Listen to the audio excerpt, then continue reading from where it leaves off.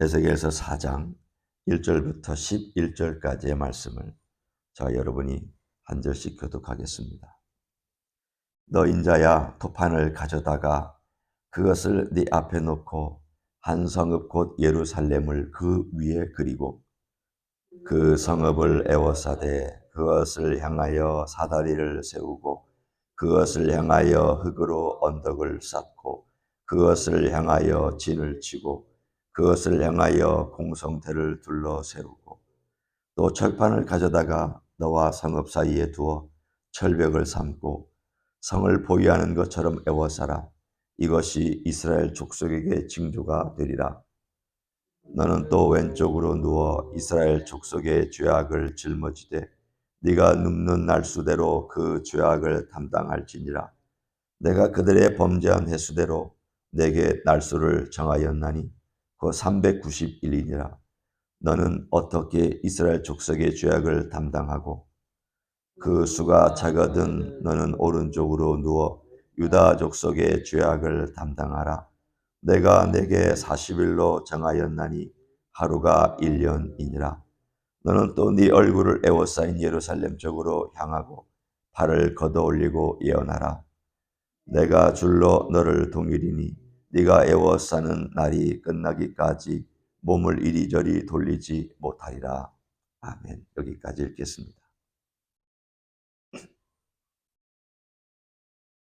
4장에 보면 하나님께서 실물 교육을 하신 장면이 등장합니다. 이것은 마치 어린아이들에게 직접 물건을 가져다가 또는 점토판을 가지고 직접 만들면서 그 아이로 하여금 배우게 하는 그런 교육과도 비슷합니다. 왜 이렇게 하셨을까? 이스라엘 백성이, 물론 지금 역사에 제가 이스라엘 백성이라고 하는 것은 유다 백성을 말합니다. 일단은 유다 백성이고 이미 멸망한 이스라엘 백성도 포함시키기 때문에 이스라엘 백성을 제가 얘기합니다. 그들이 선지자 에스겔이 이상한 짓을 하고 있다. 무슨 점토판을 만들어 놓고 거기다 무슨 공성대 같은 것을 세워놓고 철판을 놓고 그리고는 왼쪽으로는 390일을 누워서 자고 있고 오른쪽 옆구리로는 또 40일을 누워서 자고 있다. 사람들이 물을 거 아닙니까? 당신 뭐 하는 거냐고. 당신은 제사장이며 또 당신은 예언가로서 활동한다고 하는데 당신의 이 행동이 도대체 무엇을 뜻하는 것이냐고 사람들이 와서 물을 때 너는 이렇게 정확하게 얘기해 주라. 그 얘기가 오늘 본문에 있는 것처럼 1절, 2절, 3절에서는 바벨론이 와서 예루살렘을 에워쌀 거다. 아직 전쟁이 일어나기 전입니다. 에스겔이 잡혀간 지 얼마 안 됐을 때입니다. 그런데 결국은 이렇게 될 거다. 그리고 너는 그 성을 둘러싸고 그들이 나에게 향한 죄악을 담당해라. 오늘 본문에 보면은 담당한다는 말이 몇 번 등장합니다. 390일 담당해라. 40일을 감당해라. 여러분이 한번 생각해 보십시오. 왜 이스라엘은 390일이고 왜 유다는 40일일까? 아무도 모릅니다. 왜냐하면 하나님께서 설명을 어디서도 해주신 적이 없기 때문입니다. 다만 이렇게 짐작할 수는 있습니다. 솔로몬 때에 성전이 세워지고 그 아들 르호보암 때에 왕국이 갈렸습니다. 그때가 대략 한 주전 940년 전후라고 친다면 그때부터 이 예루살렘이 멸망하거나 혹은 그 어떤 시기까지 대략 따지면 한 300, 한 요 정도 횟수가 나옵니다. 그래서 보통 우리가 짐작할 수 있는 것은 이것은 하나님께 와서 예배하지 않은 날 횟수를 의미합니다. 북왕국은 성전에 와서 예배하지 않았습니다. 그들은 어디 가서 예배했느냐? 남쪽은 베델에 가서 예배를 하고 북쪽은 단에 가서 예배를 했습니다. 저 북쪽과 남쪽에 금송아지를 세워놓고 이게 너희 하나님이다. 너 그러니 멀리 예루살렘까지 갈 거 없다. 여기서 너희들이 예배해도 똑같은 효과가 있다. 그러니 멀리 갈 거 없다. 그래서 결국은 북왕국 이스라엘은 자기들이 하나님을 섬긴다고는 했지만 사실은 하나님을 섬긴 것이 아니라 우상을 섬겼던 긴 역사를 갖고 있었습니다. 그 횟수가 오늘 본문에 390년입니다. 하나님께서 그 책임을 묻고 계시고 그것을 일단은 에스겔에게 말씀하시기를 네가 축소된 형태로나마 감당해라. 내가 이 죄악을 결국은 그들에게 지금 다 묻고 있지만 너도 이 죄악이 얼마나 큰지를 네가 선지자니까 특별히 성전에서 제사를 드리는 제사장이니까 네가 감당해라. 그리고 유다 민족을 향하여 40년을 감당해라. 이건 더 어렵습니다. 왜 더 어려운가 하면 유다 민족이 성전에서 하나님께 예배를 안 드리는 횟수가 40년이 있었나 보다. 우리는 모르죠. 므낫세 때에 하나님의 성전에서 제사를 안 드린 적이 많았으니까. 그리고 또 다른 때 언제 있었을까? 뭐 시드기야 때도 있을 수도 있고, 뭐 여호와김 시대 있을 수도 있고, 여호와긴 시대 있을 수도 있고, 또는 뭐 악한 왕들의 시대 있을 수도 있고, 우리가 거슬러 올라가 보면 하나님의 예배를 폐쇄시켰던 이러한 그런 시간들이 열왕기상 하에 기록되어 있는 것을 우리는 알 수 있습니다. 하나님께서 그 모든 횟수들을 다 헤아리고 계셨습니다. 유다가 나에게 제사를 드리지 아니한 날, 횟수, 그리고 그 모든 것들을 하나님은 다 모아놓고 계셨다가 오늘 본문에 에레미야에게 말씀하셨습니다. 에스겔에게 말씀하셨습니다. 너희가 담당해라. 이 글을 읽으면서 우리는 한편으로는 정확하신 하나님에 대한 두려움을 느낄 필요가 있습니다. 여러분, 하나님이 은혜로우시죠? 맞습니다. 하나님은 노하기를 더디하시고 자비와 긍휼이 무궁하시고 용서하기를 기뻐하시는 하나님이십니다. 모세가 그렇게 노래했습니다. 제발 용서해 주십시오. 이스라엘 백성이 이렇게 철각 금송아지를 내어놓고 하나님이라고 섬기고 있는 저런 짓을 하고 있지만 하나님 용서해 주십시오. 하나님은 긍휼이 무궁하시지 않습니까? 자비와 긍휼이 용서하기를 기뻐하시지 않습니까? 이것이 대대로 하나님의 은혜와 용서를 구하는 기도가 되었습니다.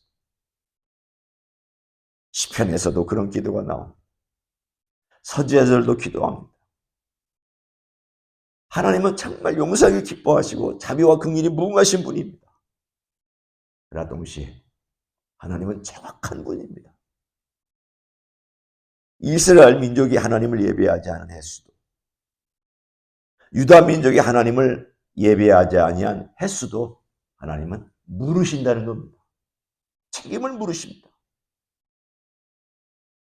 우리는 요즘 이 죄에 대해서 생각할 때 죄가 이렇게 있으면 요즘 이 죄를 실수나 실패로 많이 바꾸었습니다. 뭐 죄? 그 실수지. 그 인간이 약해서 저지른 것이지 뭐 그게 그 대단한 거라고 그러느냐. 인간이 가진 죄책감, 뭐 양심의 가책이라든가 죄책감, 어떤 감정의 과잉 센스, 과도하게 느끼는 민감함이라고 바꾸거나 아니면 결여된 것으로 네가 잘못 느낀 거야. 잘못 느낀 거지 그게 아니야. 뭔가 잘못 느낀 것으로 이렇게 오도시키는. 그래서 사람들의 마음을 좋은 의미로는 말하자면 순화시키고 나쁜 의미로 말하자면은 퇴색시킵니다. 괜찮아. 다 인간은 그래. 사람은 그럴 수 있지.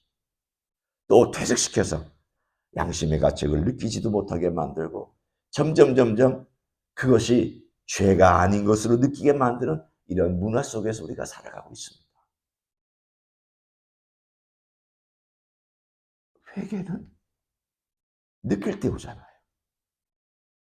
여러분 어떠세요? 제가 회개한 적을 가만히 보면은 제가 죄를 느낄 때 회개하지 죄를 느끼지 않을 때는 회개란 없었습니다.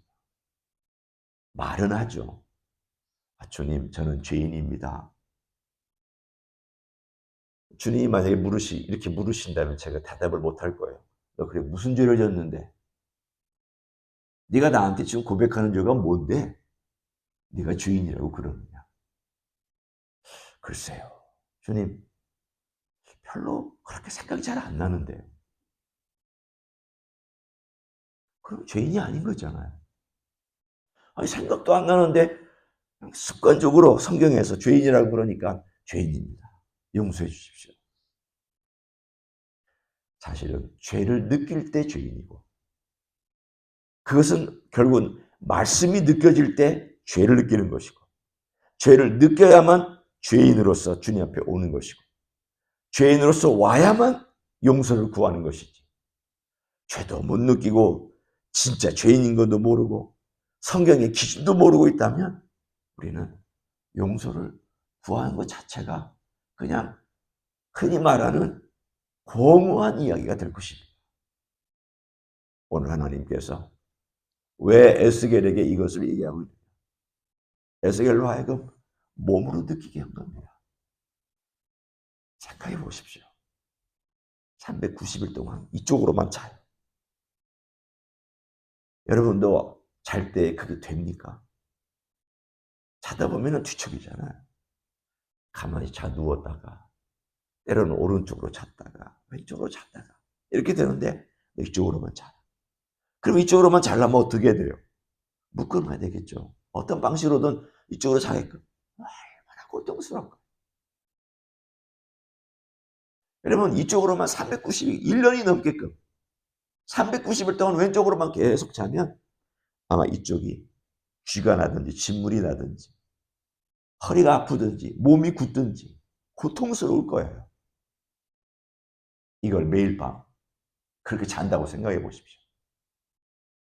얼마나 힘든 일인지.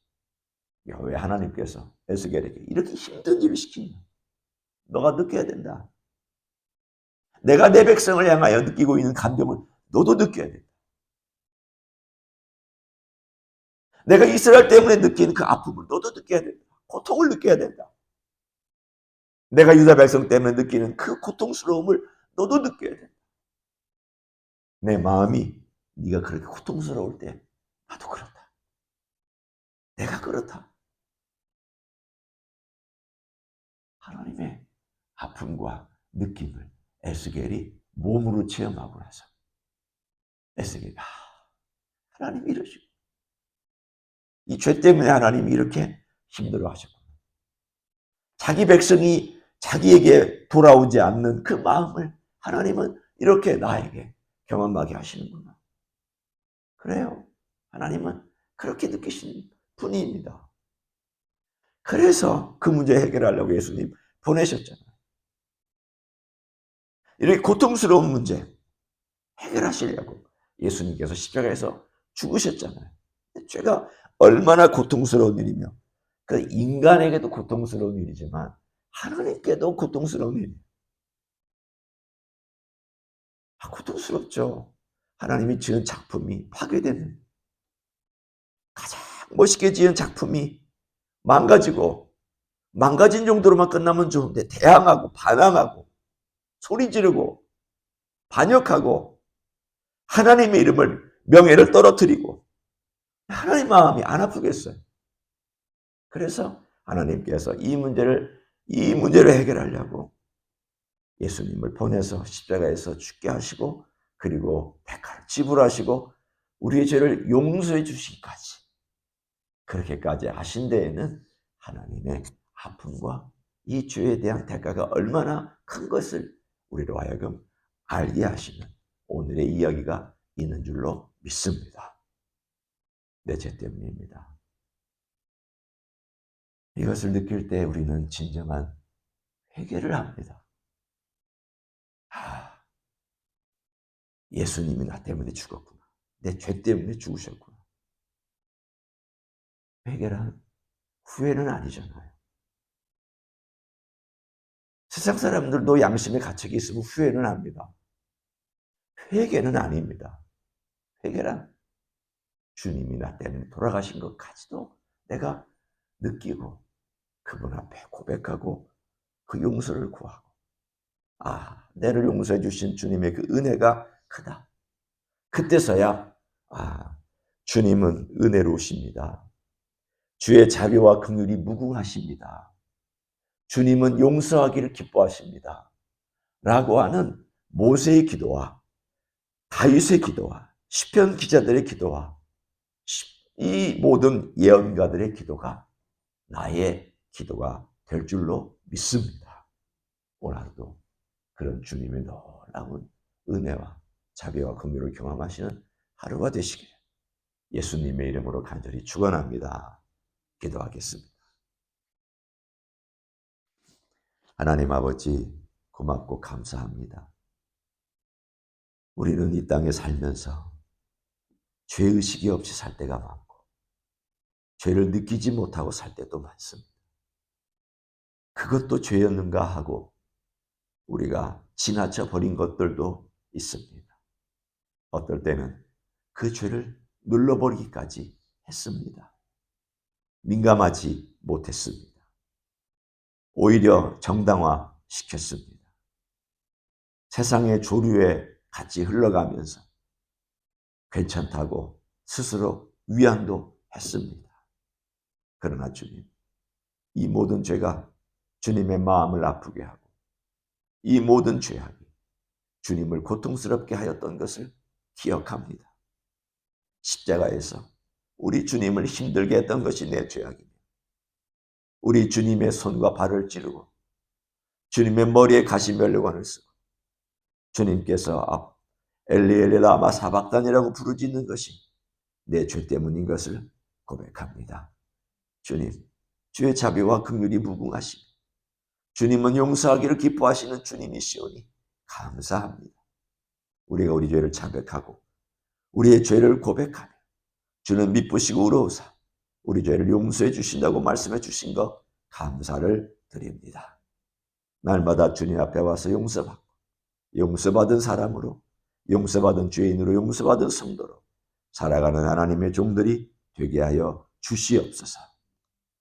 이제는 우리 구주 예수 그리스도의 은혜와 하나님 아버지의 극진하신 사랑과 성령 하나님 교통하심의 역사가 오늘도 우리 주 예수 그리스도의 은혜와 자비와 긍휼과 용서해 주심이 내 삶 속에서 실제로 경험되어지는 하루하루가 되기를 소원하며 헌신하는 이 자리에 참여한 모든 종들 위해와 주임지 히스교회 위해와 이민교회들과 한국교회들과 선교사님들 위해 이제부터 영원히 함께 하실지어다. 아멘.